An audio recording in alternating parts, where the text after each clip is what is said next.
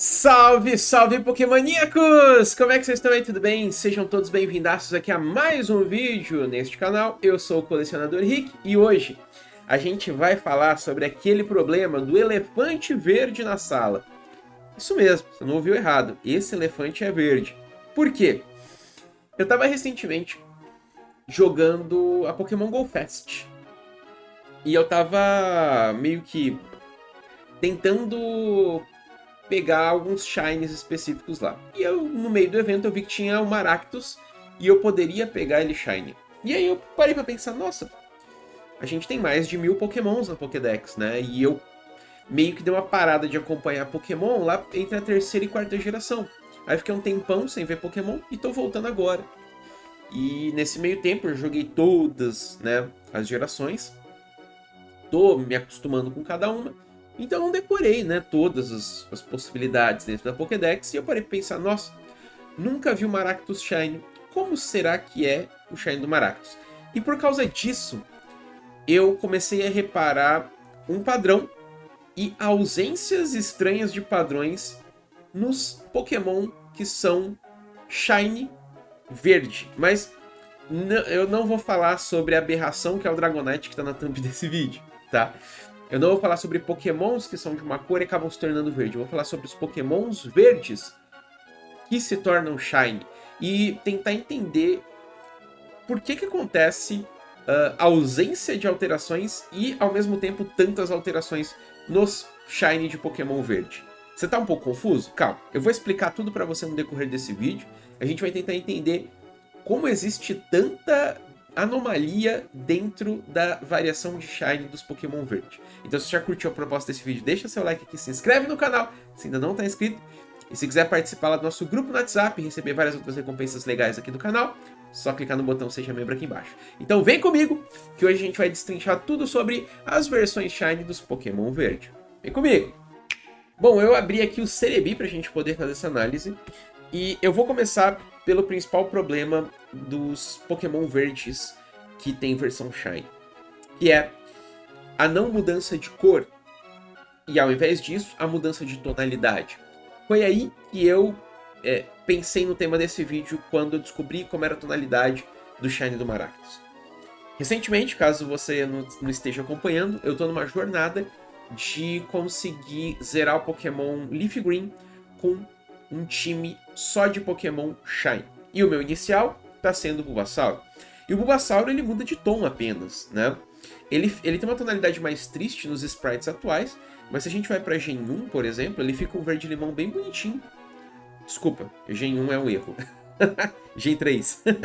Ele fica um verde-limão que eu acho bonitinho. Talvez você não goste, e tudo bem, né? Afinal, cada um gosta de uma cor, de uma tonalidade, e por aí vai. Mas o Bulbasaur ele muda menos hoje em dia, mas mudava mais no passado. Mas ele dá uma mudadinha no tom. Ele não muda de cor. Isso acontece em muito Shine de Pokémon verde. Vamos lá. Victreebel. Ele, beleza, a boquinha a rosinha dele vira azulzinha, show de bola. A gente tem a planta aqui dele, acaba passando pelo processo que eu chamo de outonificação. Ou seja, era uma flor aqui que estava no alto verão, foi pro outono, ela ficou marronzinha, né? Isso acontece em alguns shines verdes, né? Faz sentido até se a gente parar para pensar pela biologia da coisa, né? Pela botânica, né? Já que são pokémons do tipo planta. Só que o verde aqui dele, que talvez você possa achar que é amarelo, né? E tudo bem, afinal é praticamente um tom de amarelo isso. A gente sabe que entre o amarelo e o verde tem uma linha bem tênue em alguns momentos, assim como o azul e o verde. Sabe aquele famoso tom azul piscina? Que uns dizem que é verde, outros dizem que é azul, e no fim das contas ninguém está errado ou certo. É uma linha muito tênue entre as duas cores. Aqui, como no amarelo, a gente também tem, né, esse detalhe. Então, aquele amarelinho, aquele fica pode ser um amarelinho, né? E aqui ele fica mais um verde, limão e tal. Então a gente tem essa variação. E no fim das contas, ele era um Shine com bastante presença de verde, se a gente concluir só essas folhas aqui.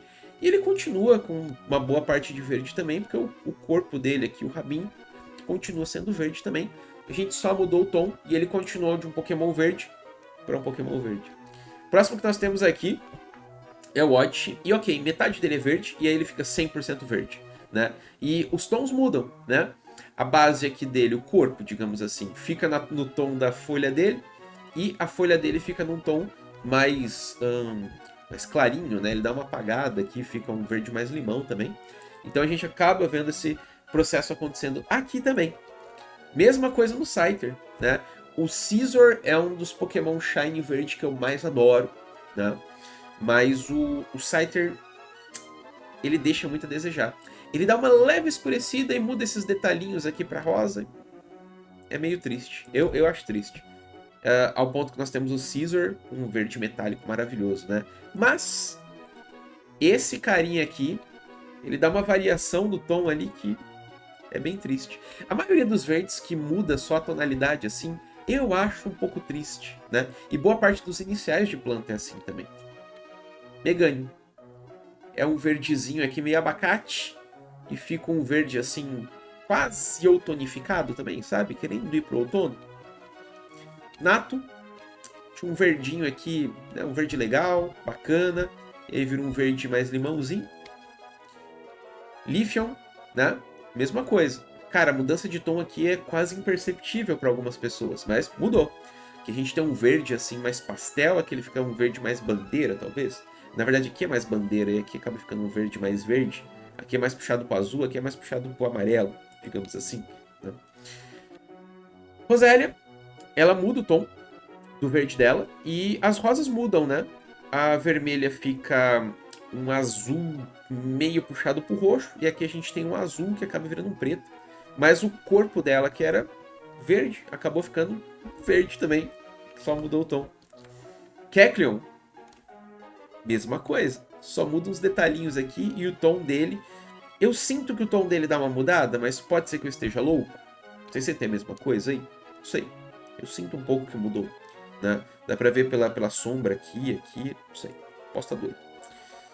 E o tal do Maractus. O Maractus, ele beleza, trocou aqui os tons de azul, né? Um azul meio puxado pro verde também. Pra um...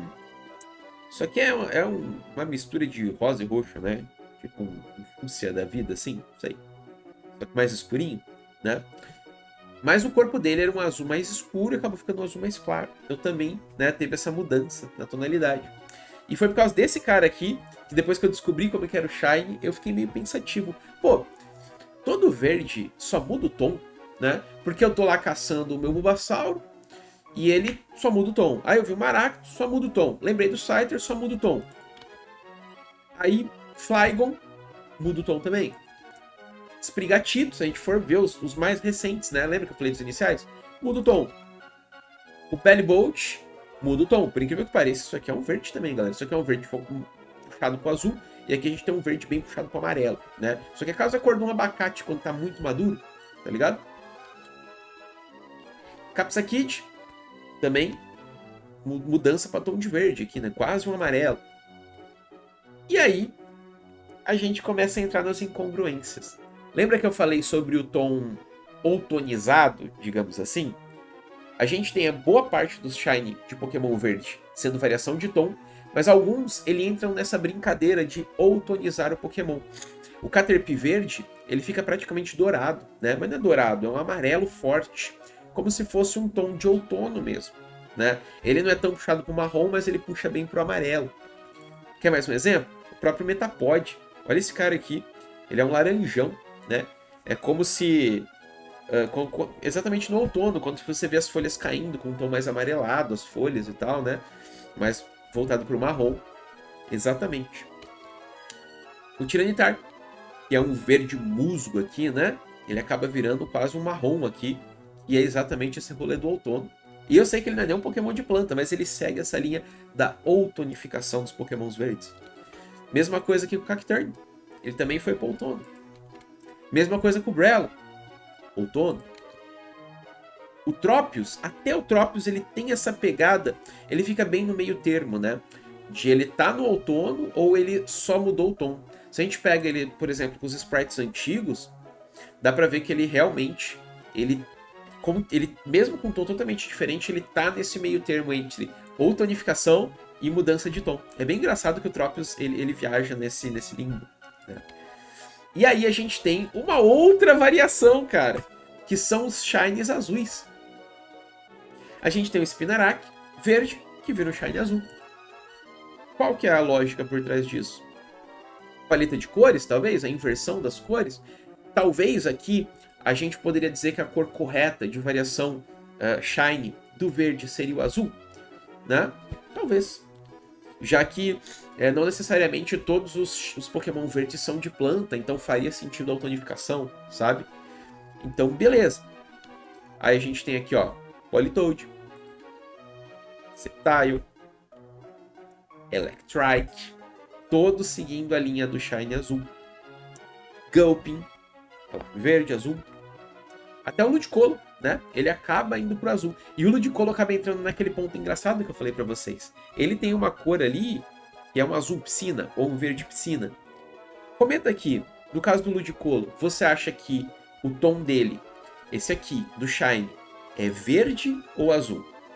Isso é engraçado, ver como cada pessoa percebe as cores, né?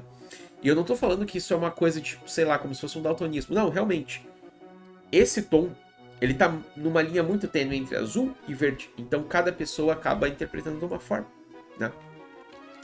E aí a gente entra nos pontos estranhos. Geralmente a gente vê as variações de roxo a rosa vindo de pokémons azuis, né? O Mudkip é assim, o Kyogre é assim, né? Vários pokémon que são azuis, eles viram Shiny, o roxo, uma variação entre roxo e rosa. Mas alguns que são verde também tem isso, como é o caso do Bellossom e do Skiplo. Faz sentido isso? Não, mas tá aí. E a gente tem as bizarrices, que eu costumo chamar dos Shinies lendários, né? Dentro da cor verde. A gente tem, além dessas clássicas aqui, né? A gente tem o Rayquaza, que ele vira, da versão verde vai pro preto. E também temos Virizion, que do verde vai pro rosa. Então, é muito engraçado a gente parar pra pensar isso, que os tons, as variações, né, a versão Shine dos Pokémon verde, elas são um grande caos dentro da franquia Pokémon. Vocês já pararam pra pensar a respeito disso? Porque eu parei pra pensar recentemente, né, e me chocou bastante. Assim como, analisando a variação do verde azul, né, é uma das mais usadas e faria sentido ser a correta, a gente também tem variação roxa, rosa, preto, né? E as variações de tons que nós temos aí, além da versão de outono, né, desses Pokémon verde, que acaba ficando mais num tom de outono, ali marrom, amarelo, laranja. É muito doido ver como a Pokémon Company, ela não segue o sistema de Shine como uma simples inversão de cores. Por exemplo, a gente tem uma parada das cores positivas e negativas, né? A gente pode transformar o marrom no azul claro, o vermelho no azul claro, o verde acaba virando um lilás, né? Então dá para inverter as cores no espectro, né? E acaba gerando os shines. Só que nem sempre, né? A Pokémon Company, quando vai criar ali os shines, ela segue essa fórmula. Boa parte das vezes sim, ela segue essa fórmula, né? Tanto que se a gente parar para ver a inversão de cores, a inversão do verde geralmente é o roxo, lilás. Então, nem os azuis seriam uma variação certa, né, dos verdes, como a gente acaba vendo na maioria deles. Mas sim, o caso do Skiplum ali, por exemplo, seria o mais fidedigno, né, do Bellossom e tal. E até mesmo o Virizion, de certa forma, né, já que ele é um rosa, né, e tal, entra meio que perto do tom do roxo. Então, a Pokémon Company acaba mudando às vezes e criando shinies únicos. Isso é uma parada que eu acho bem legal e acaba fugindo de um padrão. Meio que a gente nunca pode esperar algo óbvio de um shiny. No fim das contas, muitas vezes ele acaba sendo uma grande surpresa. Até mesmo alguns lendários aí, tipo Paldea, míticos, que não tiveram shinies revelados ainda, que estão tudo locked, não saiu shiny. A gente imagina como possa ser o shiny dele, dentro das possibilidades que a gente já viu até hoje das variações de shiny dos Pokémon. Mas pode ser que no fim das contas, ele venha totalmente diferente de tudo que a comunidade imaginou. Isso é uma das coisas que eu acho mais legal dentro dos shinies. Porque eles não têm bem 100% das vezes uma lógica. No fim das contas, pode ser uma grata surpresa para você. Ou uma triste surpresa, como o Shine do Dragonite, que é horrível. Bom, pessoal, eu espero que vocês tenham curtido esse vídeo. Se vocês curtiram essa viagem que eu acabei fazendo aqui a respeito das cores de Shine, deixa seu like aqui embaixo e compartilha com um amigo ou uma amiga aí. Se tiver bastante like aqui nesse vídeo, quem sabe eu não trago próximos vídeos abordando outras doideiras de Shine que existe dentro da franquia Pokémon, né? Sempre rolam várias loucuras a respeito de tonalidades e cores de Shine. Eu gostaria de trazer mais vídeos falando a respeito disso. Então capricha no like aqui, se inscreve no canal se ainda não está inscrito e nós nos veremos aí em um novo vídeo no futuro. Se você quiser fazer parte do grupo do WhatsApp do canal, só clicar no botãozinho Seja Membro aqui embaixo. Além de fortalecer o canal, você vai participar mais próximo aí do canal e receber conteúdos extras, tá bom? Então é isso, galera. Vou ficando por aqui. Até o nosso próximo vídeo e falou!